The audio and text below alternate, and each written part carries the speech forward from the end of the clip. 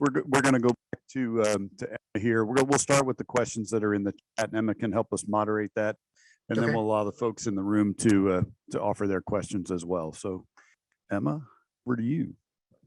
I know we have a Hyperion question.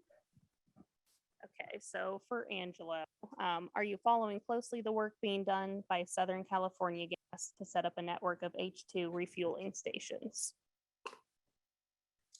Yeah. Yes, actually. So one of the reasons why Hyperion started in Ohio, and one of the reasons why we went to California was actually for the infrastructure that was being built. And so, yes, we are following closely, and it's very exciting. But a lot of people don't know this, but I think like 99.5 or 98% of all the hydrogen that's made today is through tomorrow natural gas. So we are more focused in producing green hydrogen, but we are following and very excited what California is doing, and we're hoping that maybe Ohio can follow suit. We want to help Ohio to do that, to build that infrastructure out. So the answer is yes, and we are excited about it. Thank you. And then, yep, we'll go to you, Dr. Peng, for the nitrous oxide and air results were interesting. They were wondering if the air used was dry air or did it have more content? It was dry air. Okay. Yeah, I understand And, it. You want to make sure because the water can break down too, right? So that introduces a lot of complications over there. All right, and just a reminder for everyone online, feel free to drop any questions in the chat and we'll read them off. But now we can go around the room. Yep, go ahead. Yeah, I have a question for also in the question is area, right? Like space application. Yeah, hello. Yeah, is that on? Okay. Yeah, this question is addressed to both Yin and Dr. Peng. If you can briefly give us some kind of understanding, potentially in the space application, the potential of solid oxide fuel cell versus PEM fuel cell with the constraints in the space environment. This is the first. So which part you think have more great potential? The second part is that NASA always encourage commercial application when you apply for a grant. I just want to learn what do you think, how we can balance the space application versus commercial application? Should I jump in or? I can say like why we were looking into the solid oxide fuel cell. And so largely it's because of its very high temperature. That means that it's not susceptible to the poisoning as much as the PEM fuel cell. So I don't know if you've ever played with these toy PEM fuel cells, but just the trace amount of carbon monoxide that's in the system, that can really just kill your platinum catalysts. And so this is one advantage of this solid oxide fuel cell is that, okay, with high temperature, carbon poisoning is a big deal. High temperature means that we can effectively desorb any of this carbon that comes down. If we coat the thing with maybe a carbon coating on there to bring it down to just a carbon cover, if we run an oxidizer over it, then we have an opportunity to kind of burn that off as well. There was just the fact that there was a great success with MOXIE, where they were able to convert the carbon dioxide on Mars into oxygen, saying, okay, that carbon dioxide must be just terribly dirty and terribly hard to work with. It's full of contaminants, so that whatever's in that Martian atmosphere, the fact that it's able to survive and still continue to function says that, okay, a solid oxide really are very, very robust and tolerant of the contaminants. And so that introduces the idea of saying, well, why do we care about the solid oxide fuel cells? Because that goes back to our focus on the bipropellant flexibility. So we want to be in a situation where, regardless of whatever hydrocarbon we throw into the bipropellant, it should be able to survive. And then similarly, this robustness was also thought about. Okay, if we actually try to use different types of oxidizers. So nitrous oxide is a reasonably benign oxidizer, but its big brother nitrogen tetroxide is not so much as being so benign anymore. Okay. Let me address again, hi Hai's question here. Compared to the PEM and solid oxide technologies, it is very much application based. Yes. What is your fuel available in your final application? Do you need to have the fuel cell system respond to system dynamics? Do you need to have the system be very durable right off the bat? And those questions lead you down the road. Is it a PEM technology? Is it a solid oxide technology? NASA is looking at both because we have a wide range of technologies and we need both. Solid oxide technology is a great base load fuel cell power source. It will come up to temperature and it will run, and you can feed it a Heinz 57 variety of fuels and it will do what it is asked to do. But if you need to have a system that's supplied with hydrogen and oxygen, and you have rapid load changes and rapid thermal cycles, the solid oxide technology in its current technology readiness level is not capable of being a load following electrochemistry.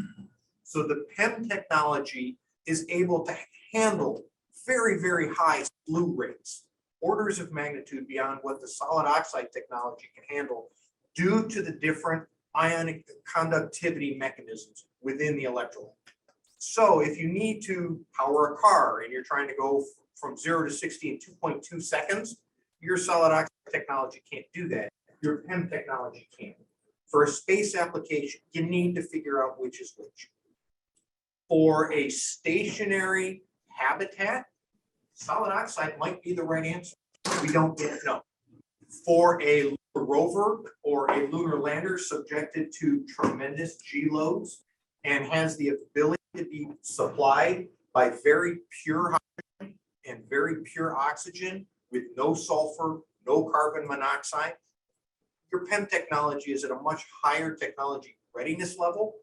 So its cost to the mission is much lower than an equivalent technology for solid oxide. So Jan Hai, the answer to the question is, it depends, like every other engine. Any other questions? How many recharge cycles are accepted by one solid electrolyte?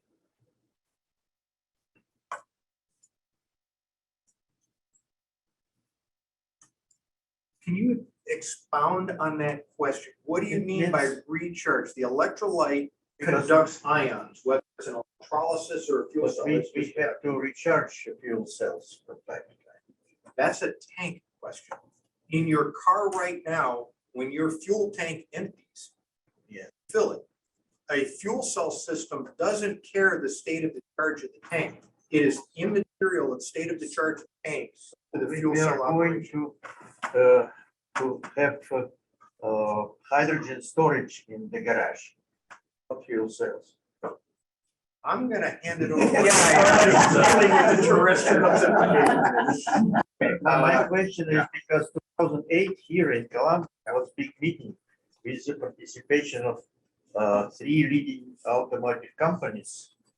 And they said that this was a program 28. It means 80 miles per gallon in 2020 year. Now it's 2022 and we're still there. But when I remember that I came from this meeting, I just cleaned pot for hydrogen storage and fuel cells in my garage. And still it is wait for. What is your forecast, and maybe more important question about safety with hydrogen? I get that a lot, so I could touch on those. So in terms of cycles, you want to be way better than battery, right? So you want to be into the 3,000 cycles, like minimum, in my opinion. In terms of cycles of the actual fuel cell itself, you want to be, depending on the application, again, for normal applications for passenger vehicles, you want to be into the 30,000 cycle range, right? The DOE targets for the very large trucking going coast to coast, you want to be in the 90,000 cycle range, right? So in terms of cycles, we're getting there. It's part of what we do is try to get as many cycles as possible. It's about platinum loading and minimizing that cost. The more platinum you get, the more cycles you have. But the more platinum you put, the more expensive it is. how do you find that balance, right? That's what we're focused on, right? And so in terms of safety, hydrogen actually is very safe. It's a misconception that it is dangerous. Of course, you have to have an explosion. But the main thing is the way they're stored in these tanks are extremely safe, almost so safe, in fact, that they go through many different tests, dropping from very large buildings to pressure tests to heat testing to with guard rifles, and they survive all these tests with ease, right? The problem is they're expensive, and so how do you get those costs down? And big OEMs have actually found ways to bring those costs down already. So a big thing that Toyota has done, and so that's a cost question, and it has been for the most part solved. Now, how do you transport very large amounts of hydrogen? Now it's about energy density, and this is where we want to go to liquefaction, and this is the future of transporting very large amount of hydrogen to stations. So keep that spot open in your garage. It's coming very soon. I will. And I have another one, a technical question. Okay. Is the multi-layer design the only design option for solid fuel cells, solid oxide fuel cells? There are multiple Multi-layer type. tubular. The tubular design is one design structure. Instead of having a plane with multiple layers, it's a tube. Those are the two dominant technologies right now. There are microtubular designs that are currently in the commercial space for small scale applications. But those are the three main technologies under consideration. So tube in tube or tubes in the line? The tubular is just multiple tubes, the old design. Microtubular, like a sewing needle pin cushion is the best description I could give you of it right now. It's designed for very small applications. Probably wouldn't want that geometry for a megawatt or multi-kilowatt system. It doesn't make sense. So how are you storing your hydrogen on your car now? Is it a metal hydride? It's compressed. Okay, and that gets you the 1,000-mile range? It's all about low weights. Less weights. So if a Yugo hits you, you're in trouble. That's what we, not quite, but it is made for the track, so to speak. So it handles very, very well, and all the benefits of low weight are there for you. Okay. What's the pressure? It's 10,000 psi, 700 standard. 5 kilograms? No, it's more than 5 kilograms. So what does current hydride storage get compared to hydrogen density? So hydrides are good because they're lower pressures. The problem is, in my opinion, I spent a lot of time. It's a Sudoku puzzle. Hydrogen industry is a big. If you do this, you lose that, right? If you do the hydrides, you're adding that weight, right? In my opinion, you lose the whole entire benefit of hydrogen. In my opinion, is always low weight as much as you can. But you said you shot a bullet through it. Now, if you shoot a bullet through a hydride tank, it'll degas slowly. But you do it through a 10,000 psi compressed tank. It actually does not pierce it because it's a type 4 tank. It's carbon fiber. You're relying on the tank to prevent. Yes. And to that point, the Army has done tests on various hydrogen tanks with incendiary rounds, and the hydrogen leaves the tank so quickly that the vast majority of the time there's no combustion. So I just to jump in for that discussion about the safety, I would let people to say they should go look at those old Zeppelins from World War I. And those were fired upon very aggressively. They were filled with hydrogen, and it took a lot of creative thinking to actually get those to explode. So can I build on this, because I'm going to venture to say that there are a lot of engineers in this room. And we all working for this university, which is one of the few nuclear engineering programs, are going to draw a parallel here. I mean, the engineering answer might be different than the public answer. Yes. And how do you try to, the engineers all think you can engineer your way out of anything in society. I'm sorry. I know that. But people are people. Yes. So how are you involving the social science in the human behaviors in understanding what's going to be politically acceptable for a hydrogen car? Because a lot of people are still wrong. I mean, that is, and we all know that scientifically, and it's safe, but that human side of this is a significant challenge in my mind for the future. So much of what I do is telling the story of hydrogen. I've been doing it for over 10 years. And in the beginning of that process, I heard that all the time. And slowly it faded. And I actually don't get it at all anymore, surprisingly. But that's also because I'm talking to people who've been educated about it. The key is education. The more people work with technology, gasoline is extremely dangerous and it's very caustic for you, but you work with it every day. So in your mind, you're like, oh, it's fine. I've done it my whole life. The more you drive a hydrogen car, the more your neighbor does, the more you refill it, the less you care. I've been driving a hydrogen car for years, and so is my family. And so the more you're around it, the less you ask those types of questions, and you realize, well, I didn't understand that hydrogen, it's the most abundant element in the universe. It's literally powering your lives today because the sun is made of hydrogen. All life comes from hydrogen, right? Everything is hydrogen, and so for that reason, there's a negative association of the past that is faded. And so the best way is to educate people about what hydrogen really is, and to get them to be familiar with technology. And it's working great in California because there's stations everywhere and there's no accidents and people really love their cars. And we need to do that live and throughout the rest of the country as well. So you've got to get people familiar with the technology, and that's the solution. But this guy says it's been here for a while. You said you use compressed. Yes. Yes. Do you have any plan to move to store hydrogen by a hydrogen material, stored material?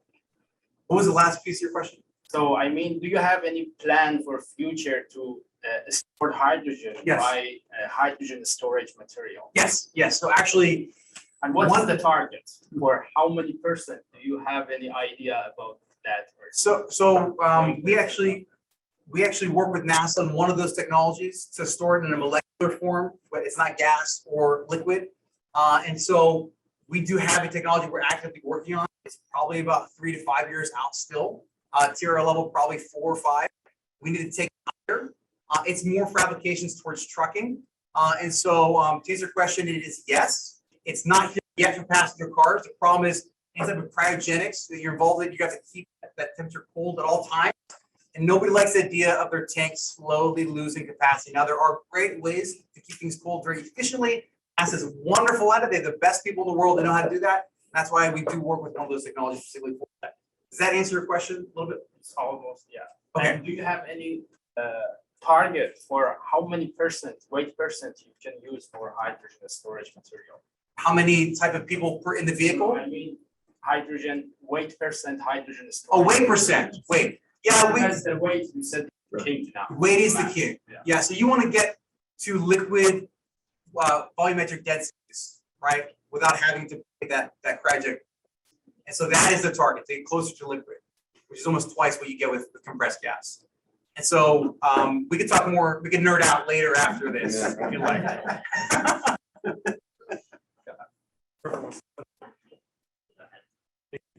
Oh, sure. Age before. I guess I had another question for Angela regarding just hydrogen and usage in general. Hyperion seems to work with a lot of smaller passenger cars, but I've also seen mentioned that it's very efficient to use on larger scales. Yes. Do you see a future for use in things like freight or public transit or any kind of larger economy scale applications? So, great question. I almost feel like I told you to ask that question because it's such a good question to ask for an audience like this. So we do passenger vehicles primarily to get people excited. It is like our one purpose for us to have this conversation, right? The large scale applications of hydrogen make way more sense at small scale. The best way to think about battery and hydrogen is think about like a cup of water, that's a battery, and think about food, well, that's hydrogen. And so hydrogen right now is used for very large applications, and it's working its way down to smaller applications. And eventually it'll get to cars. You'll go to a dealership and you'll say, I could buy a battery electric vehicle or hydrogen electric vehicle, and you'll probably choose hydrogen because at that point, let's say 5 years, there's an infrastructure. You live next to a station, it's a good deal, right? Right now, it's probably better and more convenient for you if you're not next to infrastructure, maybe use a battery option for electric. To answer your question about very large applications, it is so much better because all this range, you're going coast to coast, it's got better durability, it's got lower weight. When you have a battery electric system, two things happen for very large things. Number one, you're taking the whole capacity from 100% down to 0, trying to meet your range. And that kills a battery worse than anything. Batteries want to do like minimal degradation, like basically small percentage. So you, instead of having a battery last, say, 1,000 cycles, sometimes it'll last just 6 cycles because it's going top to bottom. So hydrogen alleviates that completely. And then, of course, the second thing is if you're towing something, people always tell you, I don't want to use names because I'm not going to talk bad about other battery companies, but let's just say that they're saying they get X amount of range. It is a truck. What they don't tell you is if you're towing anything, it's half of that. With hydrogen, why do you think I made a vehicle with 1,000 miles range, right? Because if you get half of 1,000, it's still 500. It's still pretty good.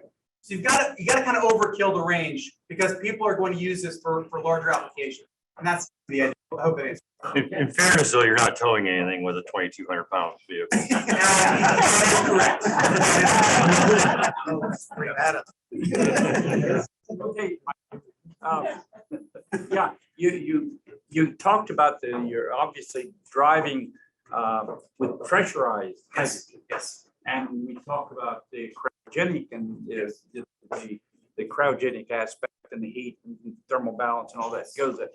The one you don't need to worry about a thermal balance, thermal management, whether you really have to.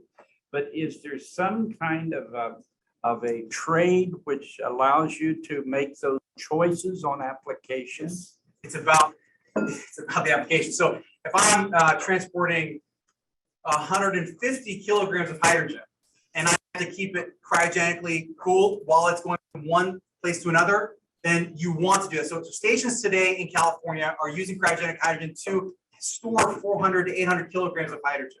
And that's where you keep the trade. You keep basically your cryo coolers running because you like it like that. You get more.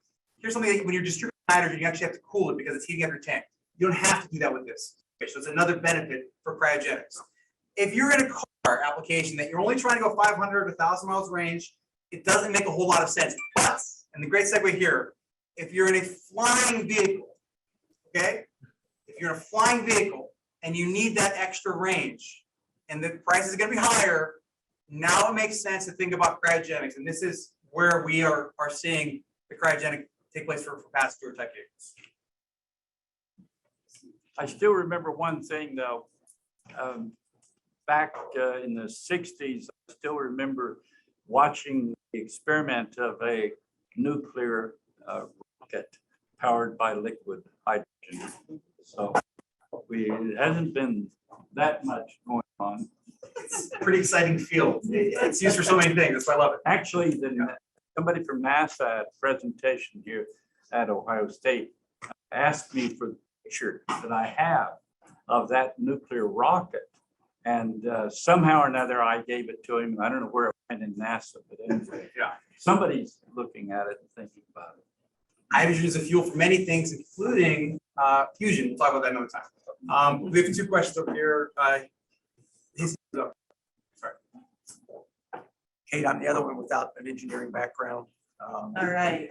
I'm curious on a policy legal front, what, if any, regulatory issues are you running into with DOT? Are you working with US DOT? You know, the analog in the UAS AAM world is we in the policy arena are trying to play catch up with technology, and it's really been a challenge to, and I think commercialization and public acceptance are stalled out as a result. So just wondering, are you addressing those issues and trying to get out in front? So DOT is doing a pretty good job with the tank regulation and so forth, and so is DOE setting targets that are we want to all meet, so that I think do a good job of meeting them. So they're actually ahead of where we're supposed to go. They do a very good job, in fact.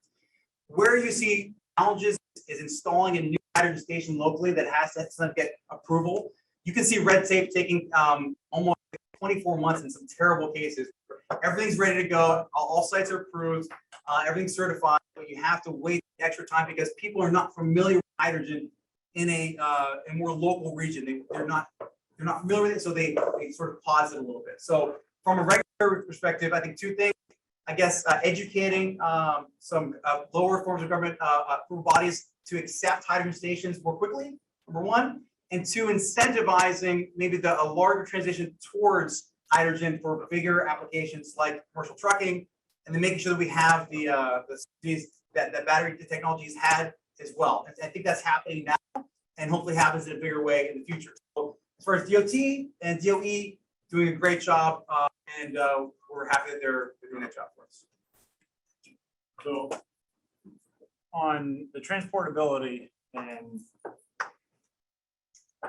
we talked about ammonia and the energy loss, cracking it into hydrogen and using it that way. But I know that for aviation, there's an organization or a company down in Australia that was looking at it, actually cracking it. It's a pound lighter than jet fuel is currently. So 1,000 pounds, you can easily put a cracker in to crack that hydrogen. For the shipping industry, I know like 2024, the first ships are going to come out, cargo vessels that are going to be using ammonia for their engines. And I think the Norwegian countries are putting in infrastructure for ammonia. So is there going to be more interest for transportability reasons with ammonia than? So we talk about cryogenics, we talk about high pressure. We did not talk about ammonia, but I can talk about it now. It is a wonderful way to store and transport hydrogen. You have to pay a tax for getting it out. The problem is ammonia is very poisonous, and we don't want anything bad to happen if that is leaked. The reason it's very good for a very large transportation in terms of the ocean is vast, is extremely large. And if anything leaks, no one is going to breathe it in, it's fine. But when you're taking ammonia to normal applications here on land, it can be tricky. So right now, I think a lot of people are a little hesitant to jump into the ammonia bandwagon for that reason. Some countries who don't care as much about that are doing more of it. And that's where that is currently today. But for extremely large applications, when you have a very large solar field in a part of the world, like the Middle East, that has a ton of solar, and they want to make large, I guess, quantities of hydrogen, talking like huge quantity, gigawatts, like enormous. This is where ammonia makes sense to truck it in here and to distribute it for power. What about urea pellets? What was that? Urea pellets. Hey, there's a lot of cost to get it in and out. It's for the applications that I see, it's not worth that extra processing cost just yet. So I know we do have some more questions, but we are running a little behind. I think our speakers stick around for a little bit, but for now I'm going to pass it back to John. Feel free to put you all an email so you can respond to any questions you have, and I'll get them to our speakers. But for now, we'll go ahead and kind of transition to our core part of the day. Good job.